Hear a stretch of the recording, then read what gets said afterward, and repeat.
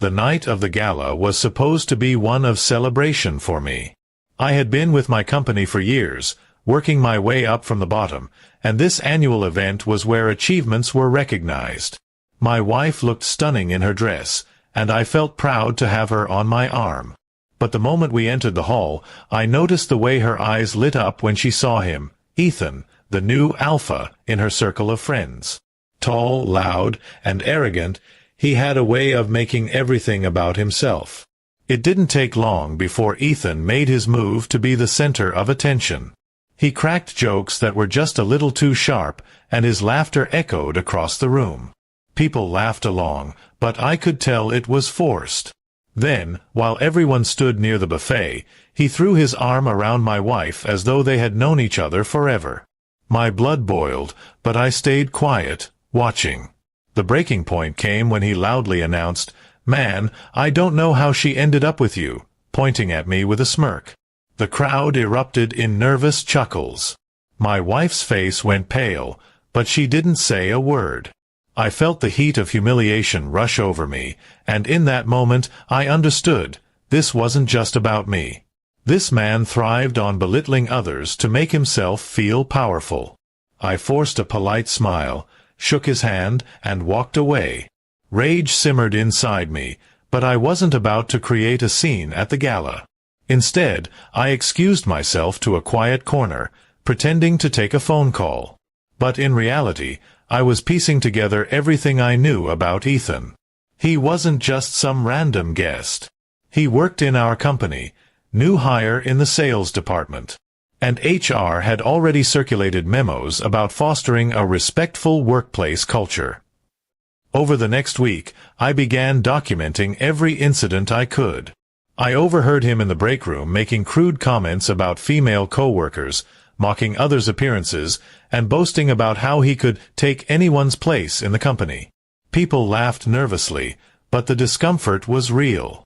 I started gathering witnesses, quiet conversations with colleagues who admitted they felt uncomfortable but feared speaking up.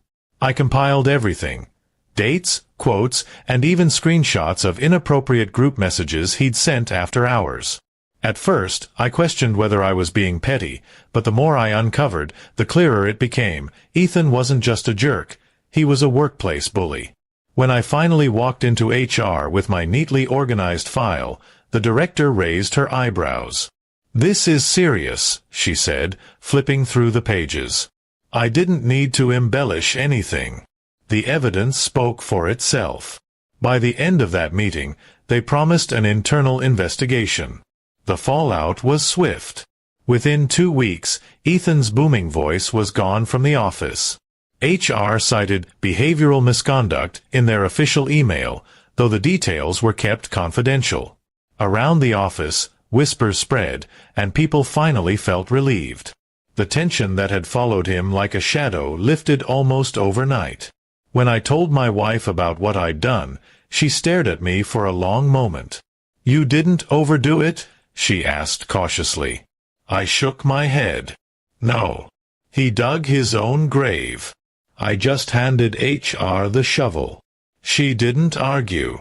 In fact, I think she respected me more for handling it without lowering myself to his level. At the next gala, things were different. There was no booming laugh overshadowing everyone, no arrogant presence making others feel small. This time, when my wife walked into the room with me, she squeezed my hand tightly. There was pride in her eyes, not for Ethan's bravado, but for the quiet strength I had shown. I realized then that true strength doesn't come from humiliating others in public. It comes from standing tall when someone tries to tear you down and knowing how to fight smart instead of loud. Ethan thought he was untouchable, the alpha of the room. But in the end, all it took was patience, strategy, and the truth to bring him down. That night, as we left the gala, I felt lighter. Not because Ethan was gone, but because I knew I had defended myself with dignity. My wife looked at me differently, and I realized I had earned something more valuable than applause. I had earned respect. And the best part? HR had taken him down, not me. I just gave them the push they needed. Ethan had embarrassed me once, but in the end, he embarrassed himself far worse.